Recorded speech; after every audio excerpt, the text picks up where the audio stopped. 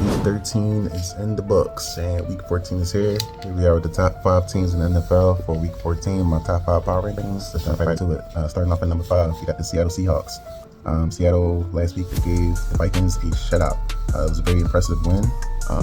Obviously, anytime you shut out a team, it's very difficult to do in the NFL. Sometimes they get the field goals or whatever it is, but the Vikings were starting a quarterback that didn't have much experience with J.J. McCarthy and Carson Wentz being done for that particular week. They didn't get a chance to play, so the Seahawks made very short work of them, causing multiple turnovers, fumbles, holding the Vikings offense to not very much going on. So the Seahawks are 9-3.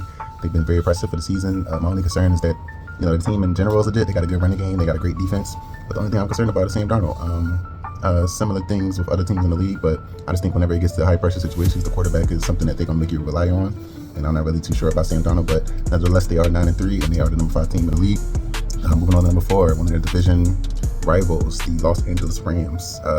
Week 13, they lost to the Carolina Panthers, 31-28, which is kind of surprising, but Carolina has been improving and proving me wrong, because I thought they wasn't too good this year, but they now have a winning record and they beat the Rams and some other good teams too. So shout out to the Panthers, but the Rams are number 4 now at 9-3. They were number 1, but I think it's too difficult to keep teams that I have above them not above them anymore, especially with this loss to the Panthers. So the Rams definitely still got, I think, the MVP and Matthew Stafford on their team. They're still doing good things, but this loss kind of drops them from number 1 to number 4.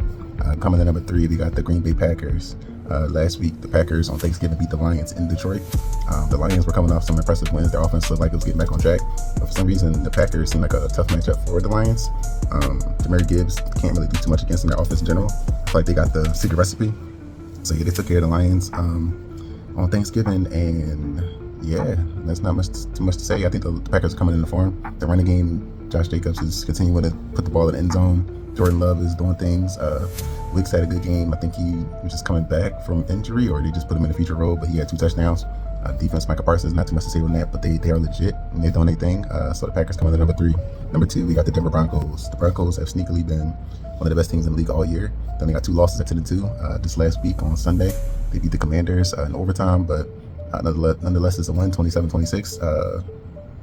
Sometimes these games against teams that you don't think are much of a threat, they come back and they could be like a trap game, but to get the win is a win is a win. So the Broncos, same thing with the Seahawks. They got a great defense, good skill players. But like I said, with the Seahawks, the same thing is like questioning the quarterback. You got to know when it comes to playoff time and January, potentially February kind of football, can they rely on Bo Nix to make the throws and to carry the team, and sometimes when the defense isn't able to do it. So that's my only question when it comes to the Broncos. But 10-2, second best team in the league. That's the second team on power rankings. On number 1, you're gonna go to the New England Patriots. They beat the Giants 33-15 on Monday Night Football. They beat the Giants 33-15 on Monday Night Football, and they are 11-2 with the best record in the league. I think they got a bye week this week, but they play the most games right now. So yeah, the Patriots are doing their thing. When they go against teams that they're supposed to beat, they wind up beating them. They don't really make it a contest. So yeah, they got a great coach team. They're very disciplined. Mike Vrabel is doing everything he should be doing in order to put the Patriots in the position to get that number 1 overall slot and that bye for the playoffs for the AFC. It's not really too many teams besides the Broncos. Like, the only thing that can happen is if the Patriots slip up somehow and lose 2 games or whatever. But the Broncos have to win out, and the Patriots have to lose some kind of games in order to get that. So Patriots number 1 team in the league right now. I kind of got similar questions to the Seahawks and the Broncos, but it's only because Drake May is a second-year quarterback. He could prove me wrong and do what he's been doing all season and continue to do that in the playoffs. But sometimes the playoffs are totally different than the regular season, so we'll see how it works out. But the Patriots number 1. We're gonna go to the Seahawks number 5, Rams number 4, Packers number 3, Broncos number 2, and the Patriots number 1. That's my power rankings number 14, week number 14.